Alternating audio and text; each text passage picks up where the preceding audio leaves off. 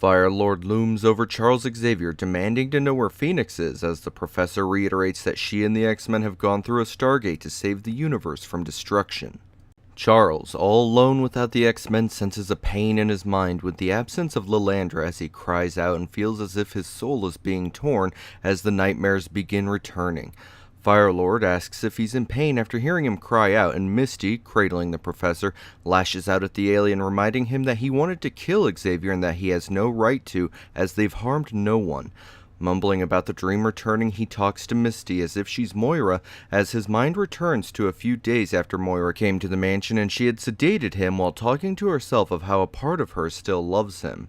Leaving Cerebro to watch over Charles, Moira heads to the danger room where Wolverine is dodging laser blasts, but is oblivious to a falling steel girder. Colossus, seeing this, begins sprinting and narrowly throws the Canadian out of the way, saving his life as the girder lands heavily upon Rasputin. Wolverine mocks Peter for saving him to the Russian's ire and decides to fight him to prove himself to his teammate, but before he can do much is cut off by an optic blast as Cyclops appears, warning him to stop or else he'll not miss again. Scott is tired of Wolverine acting like a killer, though the Canadian retorts that it's no act. Continuing, Wolverine replies that he's tired of Summers pushing them so hard since Thunderbird died, and constantly being compared to the old team, a thought which is echoed by Sean. He points out that they're all older and set in their ways, but won't fail him if given a chance, and convinced, Cyclops apologizes to Wolverine, who retorts that if the leader can't accept death, he should leave. Ororo interjects though, having grown weary of the antagonism, and backs Cyclops and suggests that Wolverine leave instead. Suddenly, a voice speaks out saying that all of them should quit, and looking up, they all spot Warren, though he's in his old costume and was last seen on the West Coast. Warren rebukes the leader, saying that the uniform used to mean something and that the team is a mockery of what it used to be. Wondering why Angel's being so hostile, someone replies that people change for better and worse as he's hoisted upwards. Holding him is Hank McCoy when Nightcrawler notices that he's no longer beastly, looking like he was when he called them from the Avengers Mansion. Bobby appears, defending his friend when Storm tells them that just weeks ago they left his friends, as Jean Grey stops her, saying that they're no friends of theirs and that they sully the title of X-Man. Hank continues that they're proud of their reputation and that they'll take it back when Kurt reminds them that they all chose to leave. Bobby claims that they all changed their minds as he insults Wolverine, and Nightcrawler is forced to hold him back before he lashes out when Beast hurls himself forward, striking the German. Cyclops tries to break everything up before the fighting gets worse when Warren grabs him, flying into the air, telling that the new X-Men will be easily beaten. Cyclops is then tossed down, realizing how dire the situation is as the fall could kill him, and yells for Banshee, who manages to catch the leader while mentioning the hatred in the team's voice. Storm sees Jean activating the Danger Room's weapons and narrowly dodges the attacks while thinking of how she recently helped her when she detects that her opponent doesn't seem to have any life in her and readies herself to fight.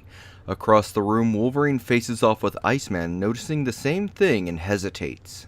Taking advantage of the moment, Bobby encases Wolverine in ice and, sealed in with little air left, uses his unfrozen arm to begin carving his way out while knocking Iceman down, who proceeds to continue insulting him.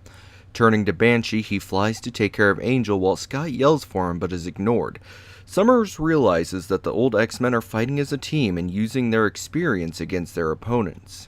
Soaring upwards, Sean is overconfident in his abilities and flies right at Angel, who uses not only his fists, but his wings as well, but Banshee lets loose a sonic scream, stunning Warren, who falls to the ground, unable to save himself as he loses consciousness. Cyclops rushes over, but Angel flies back up, having put on an act to draw the leader to him, and grabbing hold of him, locks his arms behind his back. Colossus, seeing Scott's plight, rushes to save him, but Angel moves quick, tearing off the visor and hitting Peter with an optic beam. Braving the blast, Colossus bluffs through the pain of it when Scott manages to break free from Warren and makes a move, hoping his hunch is right. Turning the beams to Angel, he yells that the real Warren would have been knocked unconscious from Banshee's attack, and that he's no more than an imposter. Turning to Nightcrawler, he stands against Beast, who leaps towards Kurt, leaving him no time to teleport. However, Hank grabs hold of his opponent instead of tackling him, and hurls him away while also pinching a nerve in Wagner's neck, debilitating him with pain so he's unable to use his powers. Colossus sees him falling and moves to catch him, while Cyclops sees that his attack went right through Warren and is confident at what's happening while reaching for his visor. Colossus manages to catch Nightcrawler, who is still unable to teleport but once thrown back up to Beast, and Peter obliges. Beast, seeing Kurt soaring back upwards, prepares himself while saying that he should have quit while he was ahead, but is still tackled by Nightcrawler. Turning to Cyclops, he shouts that his attack proved his suspicions and that they aren't fighting people but images. Warren congratulates him and continues the thought that they'll never tire, they can still kill, and that Scott doesn't know who's creating them, thus they can't be stopped. At that moment, Charles Xavier crawls into the room saying that he can do it, and having caused the conflict, he must now end it.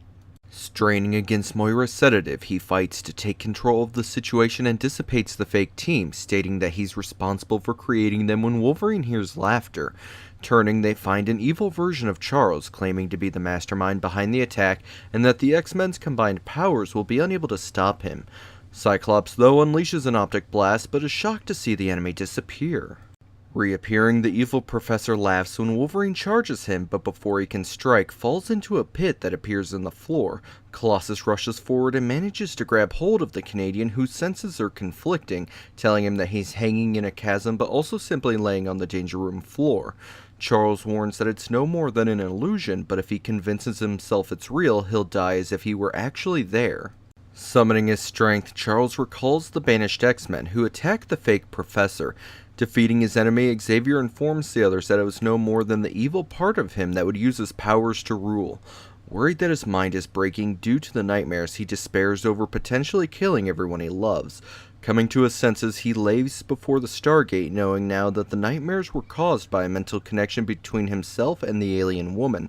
Having come to terms with his demons, he can finally relax for the first time in months as he hopes the X-Men succeed on their mission.